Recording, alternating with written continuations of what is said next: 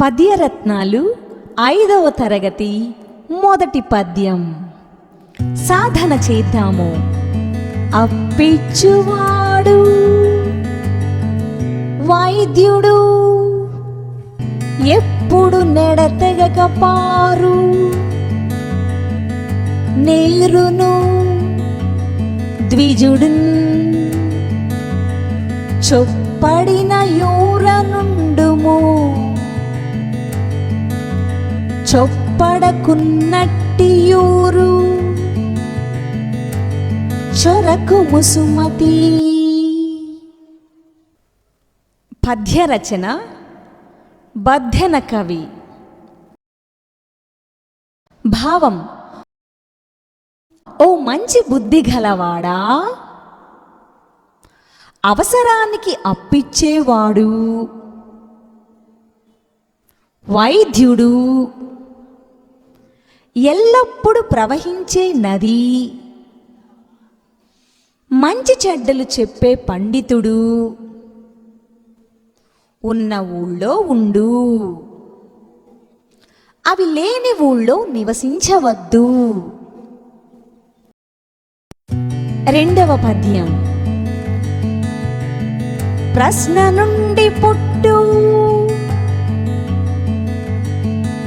పరిణతి జ్ఞానము, ప్రశ్న తోడ పెరుగు ప్రాభవము, ప్రశ్న లేక ప్రగతి ప్రశ్నార్థకమ్మురా, నవయుగాల బాట నార్ల మాట. రచన నార్ల వెంకటేశ్వరరావు. భావం: ప్రశ్నకు జవాబులో వెతకటం ద్వారానే ఈ లోకంలో జ్ఞానం వృద్ధి చెందుతుంది. ప్రశ్నించటం వల్లనే సమాజంలో మనిషి విలువ పెరుగుతుంది. ప్రశ్న లేకపోతే ప్రగతి శూన్యమవుతుంది. 3వ పద్యం. చంపదగిన ఎట్టి శత్రువు తన చేత జిఖ్యనేని గీడు సేయరాదు, పొసగ మేలు చేసి పొమ్మనుటే చాలు, విశ్వదాభిరామ వినురవేమా. భావం: ఓ వేమా, చంపదగిన శత్రువు చేతికి చిక్కినా వాడికి కీడు చేయరాదు. తిరిగి ఏదైనా ఉపకారం చేసి పంపిస్తే అదే నిజమైన శిక్ష. 4వ పద్యం. మచ్చిక లేని చోట ననుమానము వచ్చిన చోట, మెండుగా గుచ్చితులున్న చోట, గుణకోవిదులుండని చోట, విద్యకు మెచ్చని చోట,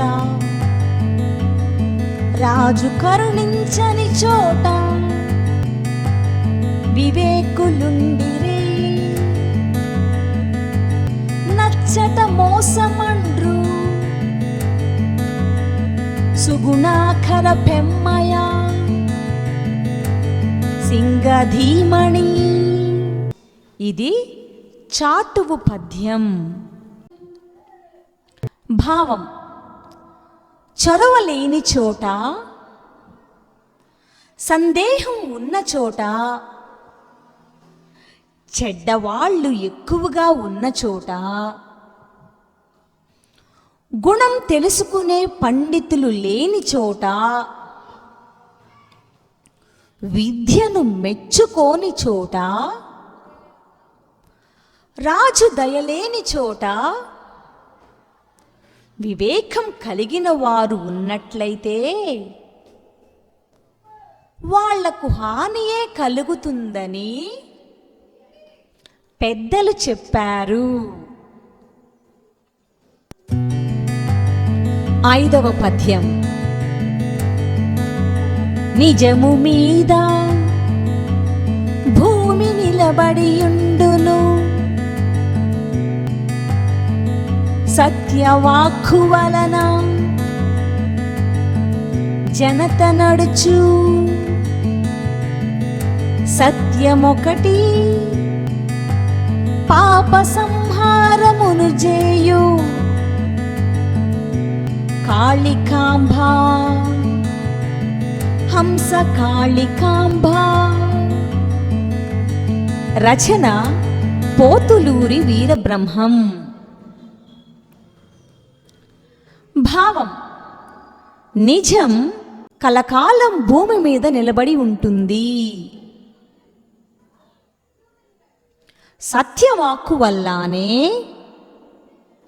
జగతి నడుస్తుంది. సత్యాన్ని ఆచరిస్తే పాపాలన్నీ నశించిపోతాయి. 6వ పద్యం. వరులేయవి యొనరించిన నరవరా యప్రియము, తన మనంబున ఖగున్ దానొరులకు నవిసేయకునికిన్. పరాయణము పరమధర్మ పథములకెల్లన్. రచన తిక్కన కవి. భావం: ఓ రాజా, ఇతరులు ఏ పని చేస్తే తన మనస్సుకు బాధ కలుగుతుందో ఆ పని తిరిగి తాను ఇతరులకు చేయకుండా ఉండటమే అన్ని ధర్మ మార్గములలోనూ గొప్పది. 7వ పద్యం. నీతియే మూలము విద్యకు, నీతియే పురుషార్థ తత్వం. నిర్ణాయకమున్ నీతియే భూత ప్రీతియు. నీతియుంతుడెప్పుడందు నియత పథంబున్. భావం: విద్యకు నీతియే ఆధారం. చతుర్విధ పురుషార్థ తత్వాన్ని, అంటే ధర్మం, అర్థం, కామం, మోక్షం, వీటిని నిర్ణయించేది కూడా నీతియే. సర్వ ప్రాణులకు ప్రీతి కలిగించేది కూడా నీతియే. నీతిమంతుడైన వాడు ఎప్పుడు తనకు తగిన స్థానాన్ని పొందుతాడు. 8వ పద్యం.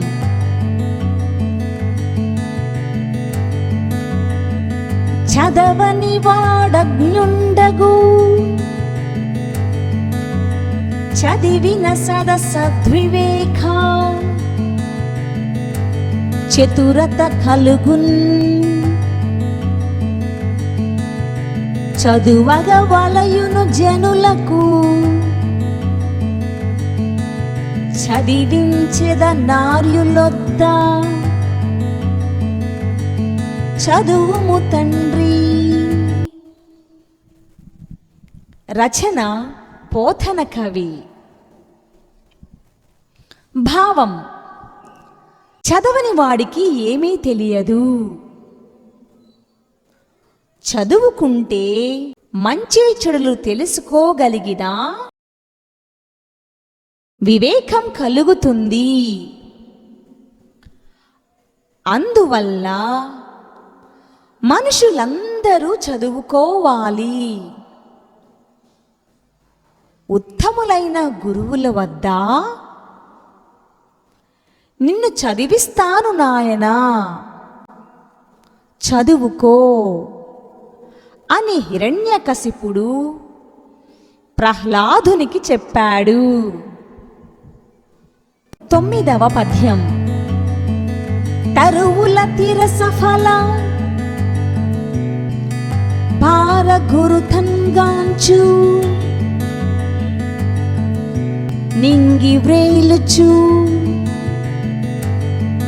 నమృత మొసంగు మేఘు